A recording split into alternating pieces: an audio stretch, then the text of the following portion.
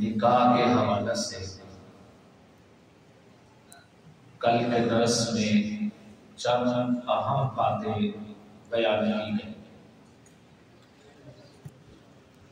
بہت ساری باتیں ایسی ہیں نکاح کے عنوان سے جن کا شعور اور واقفیت ہر نوجوان کو اور ہر والدین کو ہونا ضروری ہے۔ یہ ہماری عجب سی غفلت ہے، عجب سی کہ زندگی کا ایک بہت بڑا فیصلہ کرنے جا رہے ہیں، نکاح، بچے اور بچی کی زندگی کا ایک نیا موڑ شروع ہو رہا ہے۔ ہم دیگر تمام کام، مثلا بچے نے پشاور جانا ہو، ہم اسے پشاور جانے کے سارے راستے بتاتے ہیں۔ بیٹا اپنی گاڑی پہ جاؤ گے تو پیٹرول کہاں سے لینا ہے، کہاں کھانا کھانا ہے، کہاں معیاری کھانا ملتا ہے، کہاں چور بیٹھے ہیں، یہ ساری باتیں ہم بتاتے ہیں ایک چھوٹے سے سفر میں۔ تجارت کرنی ہو، ہم چھوٹی چھوٹی بات سمجھاتے ہیں، گاہکوں کی پہچان تک بتاتے ہیں کہ گاہک اس قسم کا ہوگا تو فلاڈیا ہوگا، اس قسم کا ہوگا گاہک تو وہ اچھا ہوگا، پارٹیوں کی علامات بتاتے ہیں، ہر موضوع ڈسکس کرتے ہیں۔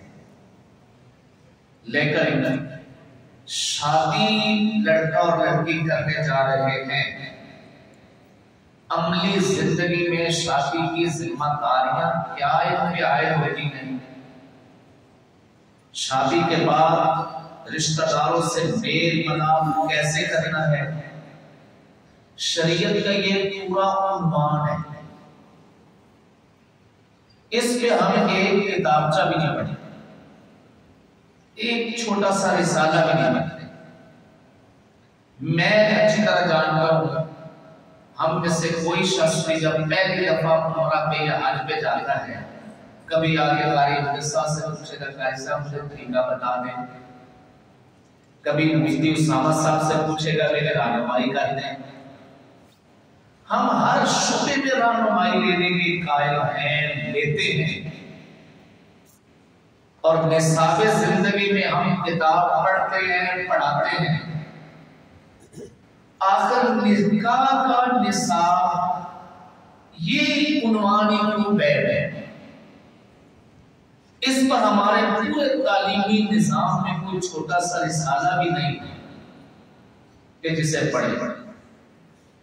بچے کو سسرال سے واسطہ پڑھنا ہے، کون سی اونچ نیچ وہاں دیکھنی ہے، بچی کو سسرال سے واسطہ پڑھنا ہے، شوہر سے واسطہ پڑھنا ہے، یہ ساری چیزیں سمجھنے کی ہیں۔ آپ اس کا اندازہ اس نقطے سے لگائیں، حدیث شریف کی جتنی بڑی بڑی کتابیں ہیں ان میں جہاں 20 عنوانات ہیں، ہر کتاب میں مستقل موضوع ہے کتاب النکاح۔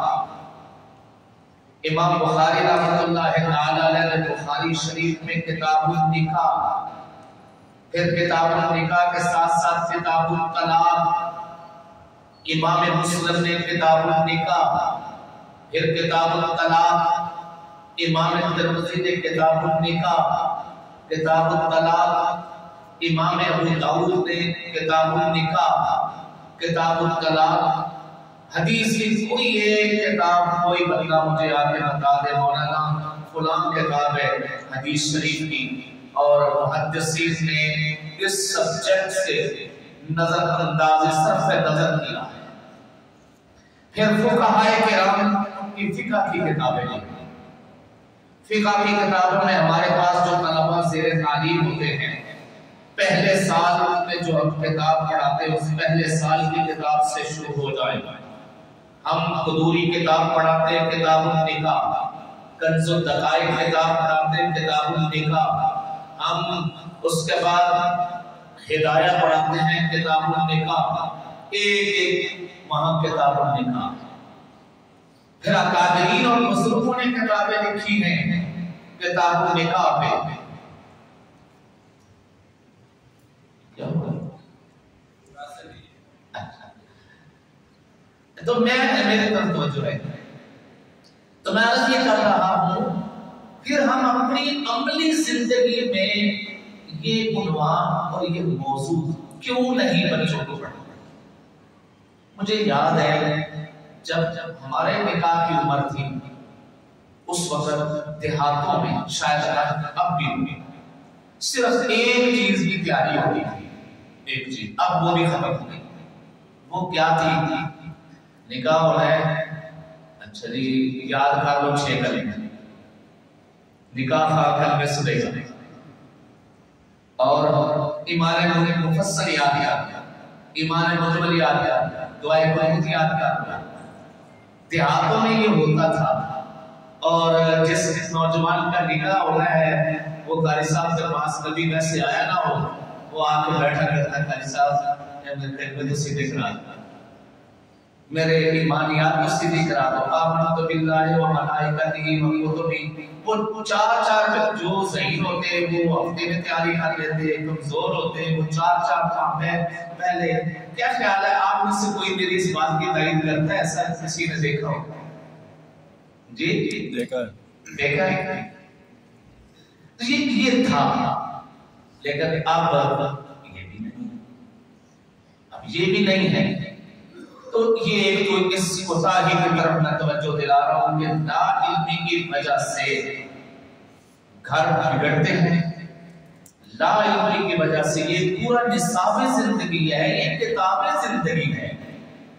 تو پھر اس میں جو اگلے مسائل ہیں، اونچ نیچ ہو جائے اسے سنبھالنا کیسے ہے، نوبت طلاق تک بھی آ جائے تو طلاق کیسے دینی ہے، طلاق کا طریق کیا ہے، طلاق سے پہلے بھی کچھ مراحل ہیں، کچھ سوچ و بچار کے مراحل بھی ہیں. یہ ساری چیزیں ہیں، لیکن لا علم ہونے کی وجہ سے نکاح پڑھوانے کے لیے قاری مجد صاحب یا مفتی اسامہ صاحب یا مولانا عبد الواحد صاحب ان سے وقت لیا جائے گا. لیکن ناراضگی ہوگی، طلاق دینی ہو تو اشتام فروش کے پاس جائیں گے، اس نے ایک حقیر برائی عبارت پکی ڈھکی پتہ نہیں کب سے رضمن کے اذا فلان کا نکاح فلان کے ساتھ برزا و رغبت بطور شریعت بگروائی میں ہاتھ مار یہ ہوا، اتنا عرصہ رہا. پھر اس کے بعد یہ ہوا میں نے اس کو 3 طلاق دے کر طلاق اپنے سے دامن سے فارغ کیا. آج کے بعد میرے اوپر یہ حلال دائمی ابدی یہ عبارات اس نے رٹی ہوئی. وہ لکھتا ہے انگوٹھے لگتے ہیں. اس کے بعد پھر نوبت پڑتی ہے مفتی صاحب کی، پھر یہ حضرت مفتی ہوا ہے بھائی اس سے پہلے ضرورت تھی. تو خیر یہ تو بات یہ درد دل ہے جو میں عرض کر رہا تھا، جو میں بات کہنا چاہ رہا تھا آج نکاح کے عنوان سے. وہ 2 مسئلے. ایک مسئلہ یہ ہے نکاح کے اندر حق مہر کی حیثیت کیا ہے. اس لیے اس پر گفتگو ضروری ہے کہ حق مہر کی وجہ سے عین موقع پر باراتیں اٹھتی تھی یا حق مہر کی وجہ سے بہت سارے مسائل جنم لیتے دیکھیں. یہ حق مہر صرف مہر نہیں ہم لفظ بولتے، ساتھ اس کو حق بھی کہتے ہیں. اس کا مطلب ہے نکاح کی زندگی میں عورتوں کا یہ اہم ترین حق ہے، اہم ترین حق. یہ نکاح کا عقد ہوتے ہی شوہر کا ذمہ واجب ہو جاتا ہے. یہ ادا کرنا اتنا ضروری ہے، اتنا ضروری کہ اگر شوہر کا انتقال ہو گیا، مہر ادا نہیں ہوا تو وہ شوہر کے قرضوں کی جو فہرست تیار ہوگی اس میں یہ بھی شامل ہوگا. یہ بھی شامل ہوگا اور بیوی کو پہلے مہر دینا ہوگا، پھر جا کے وہ وراثت وصول کرے گا. مہر کتنا ہونا چاہیے؟ میں یہاں ایک اپنے تجربے کی بات یہ بھی کہتا ہوں، شادی کے پورے پروسیس ہم شریعت کا کوئی حوالہ نہ دیتے ہیں نہ دیتے ہیں نہ پوچھتے ہیں، شریعت جو کہ نہیں ہوگا پورے پروسیس کہیں بھی نہیں، لیکن ایک موقع آتا ہے جہاں ہم شریعت کا فیصلہ اسے برقرار رکھنا چاہتے ہیں۔ وہ کیا اخبار کتنا ہونا چاہیے جی؟ تو جواب کیا آتا ہے؟ جو شریعہ صاحب جو شریعہ وہ کر لیں، جو شریعہ وہ کر لیں، وہ شریع کیا ہے؟ اچھی بات ہے ہم یہاں شریعت کو لاتے ہیں، اچھی بات ہے، یہاں کیا پورے مراحل میں آنا چاہیے، وہ شرع کیا ہے؟ حضور نبی کریم صلی اللہ علیہ وآلہ وسلم نے خود اپنے نکاح کیے، آپ نے 11 نکاح کیے، ہر بیوی کا حق مہر وہ ریکارڈ میں موجود ہے۔ حضرت خدیجہ کا حق مہر، حضرت عائشہ کا حق مہر، حضرت حفصہ کا حق مہر، حضرت زینب کا حق مہر، حضرت صفیہ کا حق مہر، ام حبیبہ کا، ام سلمہ کا، حضرت زینب بنت جحش کا، ہر بیوی کا حق مہر نکاح کیا۔ اگر شریعت ذات رسالت مآب صلی اللہ علیہ وسلم کا نام ہے تو پھر میں کہا کرتا ہوں دوستو، آپ مجھے بتائیں آپ ازواج مطہرات میں سے کس زوجہ محترمہ کے حق مہر کو فالو کرتے ہیں، میں وہ بتاتا ہوں۔ آپ ہماری حضرت خدیجہ الکبریٰ کا حق مہر قبول کرتے ہیں تو میں آپ کو بتا دیتا ہوں وہ طے ہے۔ آپ ہماری حضرت عائشہ کا قبول کرتے ہیں وہ طے کر لیتے ہیں، آپ حضرت زینب کا طے کرتے ہیں ایک تو یہ، اور یا پھر نبی کریم صلی اللہ علیہ وسلم نے اپنی بناتے طیبات 4 بیٹیاں ہیں آپ کی، چاروں بیٹیوں کے نکاح کیے۔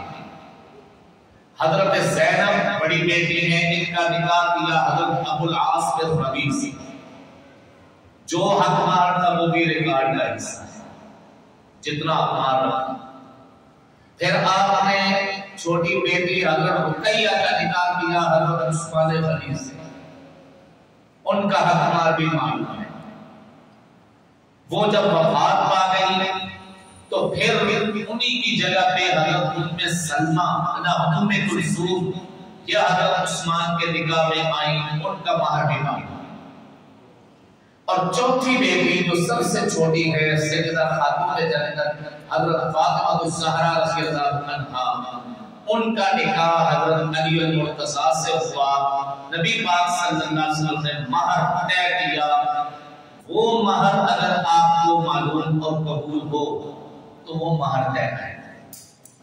شریعت بڑی دو تو یہ طریقے ہوں گے، آپ کے اپنے نکاح، اپنی بیٹیوں کے نکاح، اور ایک ہے وہ مہر جو حضور صلی اللہ علیہ وسلم کی خدمت عالیہ میں مختلف صحابہ اپنے اپنے نکاحوں میں رکھے، اپنے نکاح حضرت ابو بکر صدیق نے، حضرت عمر نے، حضرت عثمان نے، حضرت علی المرتضیٰ نے، دیگر اصحاب نے جو مہر طے کیے، ان میں سے کسی مہر کو لے۔ جب میں یہاں یہ بات کہتا ہوں، ہمارے یہاں جو مہر رائج ہے، جو عرف میں لوگوں میں چل رہے ہیں، یہ بہت تھوڑے ہیں۔ نبی پاک صلی اللہ علیہ وسلم کے حق مہر کا مقابلہ جو آپ نے خود اپنی بیویوں کو دیے، جو اپنی بیٹیوں کے رکھے، ان کی نسبت ہمارے ہاں جو حق مہر ہے وہ بہت تھوڑے ہیں۔ بہت عرصہ پہلے تک تو یہ 2000 سے اوپر حق مہر نہیں جاتا، 500 روپیہ کے حق مہر میں نے کئی نکاح پڑھائے، 500 روپیہ حق مہر میں نے کئی نکاح پڑھائے، اور یہ 32 روپے کا لفظ ابھی تک بھی یاد ہو۔ ٹھیک ہے، یہ ہمارے ہاں مہر کی حیثیت کو ہم نے قبول نہیں کیا، مانا نہیں۔ کیوں نہیں مانتے؟ کیوں نہیں مانتے؟ اس کی ایک وجہ یہ ہے کہ ہمارا خود بنایا ہوا ایک سوچ ہے، جتنے دھیاں دے دیں باقی کی رہے گی، جتنے دھیاں دے دیں گے باقی کی رہے گی۔ بہت اچھی بات ہے، بہت اچھی سوچ ہے، جہاں بیٹی دے دے وہاں باقی کیا ہے۔ لیکن یہ سوچ رسومات پہ آگے ہونے ٹوٹتی، دودھ پلائی کی رسم پہ آگے 50,000 روپے کی ڈیمانڈ، 1,00,000 روپے کی ڈیمانڈ، جس داماد کو ہم نے بیٹا بنا لیا ہے، وہ گھر کا مہمان بھی ہے، اب اس کو ہم نے 2 گھونٹ دودھ پلایا ہے، اب اس سے ڈیمانڈ کر رہے ہیں یہ ہماری رسم ہے، آپ 50,000 دیجیے، 1,00,000 روپیہ دیجیے۔ وہاں کیوں نہیں کہتے کہ جو گھر کا داماد بن گیا، بیٹا بن گیا، اب یہاں سے کیا لیں؟ ٹوٹنی چاہیے گا نہیں؟ وہاں آگے کیوں نہیں رسم؟ یہ جملہ شریعت کے حکم پہ کیوں بارے بارے؟ شریعت مطہرہ کے حکم کے اوپر ہی ہم اپنے سارے خیر سگالی کے جذبات کو لاگو کرتے ہیں، خیر سگالی کے جذبات رسومات کو توڑنے میں لگانے چاہتے ہیں۔ تو یہ عورت کا ایک بنیادی حق ہے، یہ حق امام ابو حنیفہ رحمہ اللہ انہوں نے بڑی غور و فکر کی، بڑا تتبع جستجو کی، مختلف احادیث کو پڑھا، قرآن کریم کی آیات میں غوطہ زد ہوئے، انہوں نے جو نتیجہ نکالا ہے میں ان کا نتیجہ تحقیق بتانے لگا ہوں۔ وہ یہ ہے کہ کم از کم حق مہر، جس سے نیچے شریعت کو مہر قبول نہیں ہے، بندے کہتے بھی رہے قبول نہیں ہے، وہ ہے 10 درہم۔ درہم ہوتا ہے چاندی، آج کل چاندی کے تولوں کی مناسبت سے اس کا وزن تقریباً 3.25 تولے یا 3.5 تولے کے لگ بھگ بنتا ہے۔ اگر ہم اس کو کھلے دل سے کہہ دیں 4 تولے، تاکہ لگ بھگ کی بات بھی ختم ہو جائے، 4 تولے کم از کم چاندی، یہ وہ مہر کی مقدار ہے جو مہر شرعی ہے، جس سے نیچے قبول نہیں، اوپر کتنا دینا ہے وہ دیتے رہے، اپنی حیثیت کے مطابق دے، وہ کوئی پابندی نہیں ہے، لیکن اس سے نیچے قبول نہیں۔ اسی لیے بہت سارے مقامات پہ مجھے یہ تجربہ ہوا، لکھوانے والے لکھوا رہے ہیں 1500 روپیہ بیان، میں نے لکھوا دیا کہ 1500 بنتا نہیں۔ مولانا صاحب ہم راضی، بچی ہماری ہے، یہ دینے والے راضی، آپ کو کیا اعتراض ہے؟ آپ کو کیا اعتراض ہے؟ آپ تو بڑی ان کی سیدھی سی ہے کہ آپ کو کیا اعتراض ہے؟ میں کہتا ہوں یہ مجھے کیا اعتراض ہوگا، میں نے تھوڑا ہی لے کے جانا ہے، شریعت کو قبول نہیں، شریعت مطہرہ کو قبول نہیں۔ یہ بچی، یہ خاتون کا احساس ہے، یہ اکرام ہے، یہ کوئی رسم نہیں ہے جس کو صرف نامہ پورا کرنا ہے، یہ کوئی شرط نہیں ہے کہ جس کو شرط کو ہی پورا کرنا ہے، نہ ہی رکھنا ہے، ایسا نہیں ہے، یہ حق ہے۔ کم از کم یہ اتنی مالیت کا ہو کہ سوسائٹی میں اس مالیت کی کوئی قیمت سمجھی جائے، جس کی کوئی قیمت نہیں ہوتی اسے شریعت بنا رہے ہیں آپ، اسے عورت کا جس وقت نکاح بولتے ہیں نا عقد، وہاں ایک لفظ بولا جاتا ہے باعیوض، باعیوض حق مہر اتنا اتنا، یہ باعیوض کسے کہتے ہیں؟ یہ عورت کا عوض ہے، عورت کا یہ احساس ہے، اکرام ہے، اس لیے کم از کم اس کی مقدار یہ 10 درہم چاندی، اس سے زائد جتنی ہمت ہو، حیثیت ہو، وہ دے سکتے ہیں۔ بس ایک لفظ کے ساتھ کر کے جانا چاہوں گا، حق مہر میں ایک لفظ چلتا ہے معجل اور غیر معجل۔ مہر معجل کسے کہا؟ مہر معجل کا مطلب ہے کہ لفظ اجرت سے ہے، اجرت، جس کا مطلب ہے موقع پہ دینا یا جلدی دینا یا مطالبہ کر دینا، فوری دے دیں، مؤجل، جلد کل گھر جا کے دے دیں گے، مؤجل۔ عورت بیوی جب مطالبہ کرے گی اسی وقت کروں گا، یہ مؤجل ہے۔ اگر تو مہر میں یہ طے ہو کہ مہر مؤجل ہوگا تو پھر اسی اہمیت کا اندازہ لگانا، یہ ہماری کتابوں میں لکھا ہے مہر مؤجل طے کیا ہو، ابھی دیا نہ ہو عورت کو، عورت اگر یہ کہہ دے کہ مجھے مہر ملے گا تو میں حجرہ عروسی میں جاؤں گی، اسے یہ حق ہے اور اصل شریعت حق ہے، وہ کہہ سکتے کہ جب تک مجھے مہر میرے ہاتھ میں نہیں آتا اس وقت تک میں شوہر کے کمرے میں نہیں جاؤں گی یا اسے اپنی چارپائی میں نہیں آنے دوں گی، یہ اتنا اہم حق ہے۔ دوسرا ہوتا ہے مہر غیر معجل۔ غیر معجل کا مطلب ہے مہر تو دے گے، طے ہو ہے، لیکن فوری نہیں دے سکتے، کچھ مدت کے بعد دیں گے۔ وہ مدت جو ہے نا، اس کا مطلب میں بتانے لگا صاف لفظوں میں ادھار بھی کر دیتے ہیں کہ بیوی ابھی آ جائے میرے کمرے میں، مہر ادھار ہے، ٹھیک ہے، ادھار شریعت میں جائز ہے، درست ہے، لیکن ادھار کا ایک شرعی ضابطہ ہے۔ ادھار کا شرعی ضابطہ یہ ہے کہ ادھار کی مدت معلوم، ادھار کی مدت مجبور ہو یا درست ہو، جی کب دیں گے یہ غیر معجل ہے۔ بعض جو نکاح رجسٹرار ہیں، رجسٹر ہیں، ان کے اوپر لفظ لکھا ہوتا ہے مؤجل حمزہ کے ساتھ، مؤجل واو اور اس کے اوپر حمزہ۔ یہ مؤجل کا مطلب ہوتا ہے کوئی طے شدہ مدت، بعد کے موقع کی نہیں، بعد تو اسی لیے کہتا ہے کہ لکھا ہوتا ہے کہ کتنا مؤجل ہے کتنا غیر معجل ہے۔ وہ غیر معجل کی مدت معلوم ہونی چاہیے، ہمارے ہاں اس کی مدت معلوم نہیں ہوتی، بلکہ ذہن کیا ہوتا ہے بھاری بھرکم احکام کر لو اور یہ تو کتاب دے گے جب طلاق ہو۔ نکاح طلاق دینے سے واجب نہیں ہوتا، مہر نکاح کرنے سے واجب ہوتا ہے، طلاق دینے سے واجب نہیں ہوتا۔ اللہ پاک ہمیں فہم نصیب فرمائے، اسی سے متعلق انشاءاللہ اگلے درس میں مسائل۔